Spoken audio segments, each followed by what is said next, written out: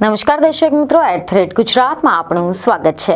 કલ્પના કરો કે તમારી છત પર કે જ્યાં અત્યાર સુધીમાં પાણીની ટાંકી જોવા મળી, કપડાં સૂકવવાની દોરી અને કદાચ સોલાર પેનલ હોય, પરંતુ હવે એ જ છત પર એક નવી વસ્તુ ફરતી હોય, શાંતિથી અને સતત, અને દરેક સેકન્ડ તમારી માટે વીજળી ઉત્પન્ન કરતી હોય।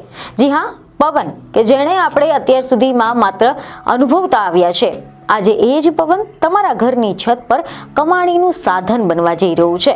થોડી ક્ષણ માટે વિચાર કરો અને કલ્પના કરો કે સાંજનો સમય છે, આકાશમાં સૂર્ય ધીમે ધીમે ઢળી રહ્યો હોય, તમારા ઘરમાં લાઇટ ચાલુ છે, પંખા ફરે છે, ટીવી ચાલે છે, પરંતુ આ બધું જ ચાલે છે ન તો કોઈ વીજ કંપનીની દયા પર કે ન તો વધતા બિલની ચિંતાની સાથે, કારણ કે તમારા ઘરની છત પર શાંતિથી એક પવનચક્કી ફરતી હોય છે અને એ જ પવનચક્કી તમારા ઘરની વીજળી પૂરું પાડે છે। આ કોઈ ભવિષ્યની ફિલ્મ નથી, આ કોઈ વિદેશી દેશની વાત નથી, પરંતુ આ છે આજનું ગુજરાત અને ગુજરાત સરકારનો એક ઐતિહાસિક નિર્ણય। અત્યાર સુધીમાં આપણે સૂર્યપ્રકાશથી વીજળી બનાવતા સોલાર પેનલ વિશે સાંભળ્યું છે, પરંતુ હવે ગુજરાત એક નવી દિશામાં આગળ વધી રહ્યું છે। હવે સૂર્યની સાથે સાથે પવન પણ તમારા ઘરની આવકનો સ્ત્રોત બનવાનો છે। જી હા, ગુજરાતમાં હવે લોકો પોતાના ઘરે પોતાની અગાસી પર એક નાની પવનચક્કી લગાવી શકશે। જેમ સોલાર પેનલ લગાવવામાં આવે છે, એ જ રીતે હવે વિન્ડ મિલ પણ લગાવવામાં આવશે। આ કોઈ મોટા પવન પાર્કની વાત નથી, ન તો કોઈ વિશાળ જમીનની જરૂર છે કે ન તો ફેક્ટરી લેવલની વ્યવસ્થાની જરૂર છે।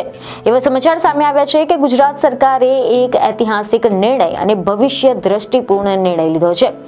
રૂફટોપ સોલાર પછી હવે રૂફટોપ પવન ઉર્જા। જી હા, હવે ગુજરાતમાં ખાનગી મકાન હોય, ફ્લેટ હોય, ફેક્ટરી, ઓફિસ અને અન્ય મિલકતોની છત પર મિની અને માઇક્રો પવનચક્કી સ્થાપિત કરવાની મંજૂરી આપવામાં આવી છે અને આ નવી નીતિ મુજબ હવે લોકો નાની ક્ષમતાની પવનચક્કી લગાવી શકશે।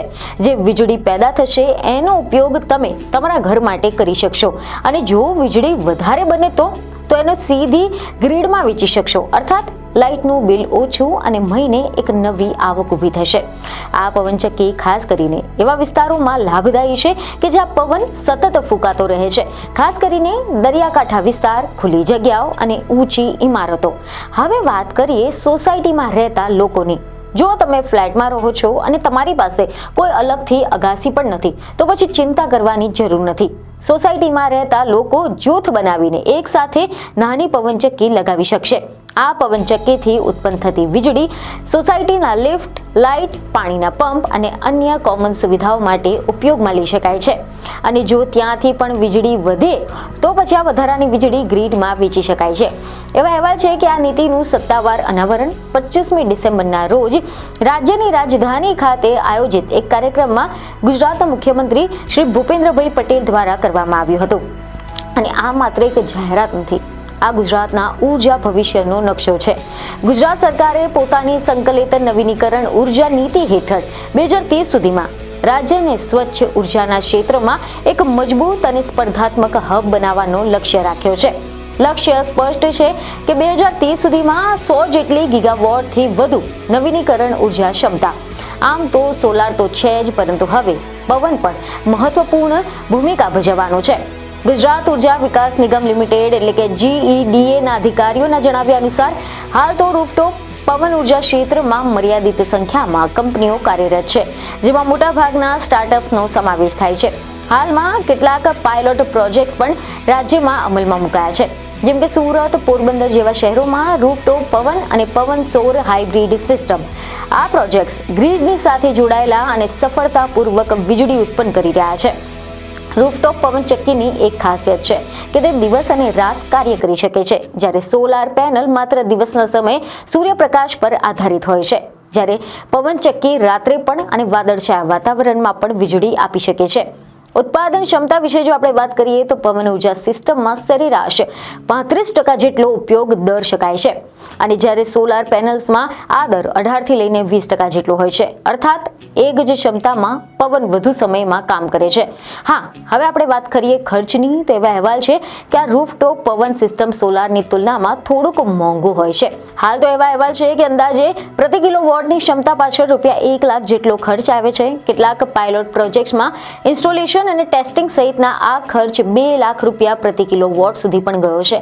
પરંતુ નવી ગુજરાત સરકારની નીતિ અમલમાં આવવાથી આ ખર્ચ ઘટીને 80,000 થી લઈને 90,000 પ્રતિ કિલોવોટ સુધી આવી શકે છે. આ ઘટાડો રૂફટોપ પવન ઉર્જાને વધુ વ્યાવસાયિક, વધુ લોકપ્રિય અને વધુ વ્યાપક બનાવશે. આ નીતિમાં હાલમાં સબસિડી પર ભાર નથી આપવામાં આવ્યો. સરકારનો ફોકસ છે પ્રક્રિયા સરળ બનાવવા પર, નોંધણી અને મંજૂરી સરળ બનાવવા પર, ટેકનોલોજી વિકસાવવા પર અને લાંબા ગાળાની સંભાવનાઓ તૈયાર કરવા પર.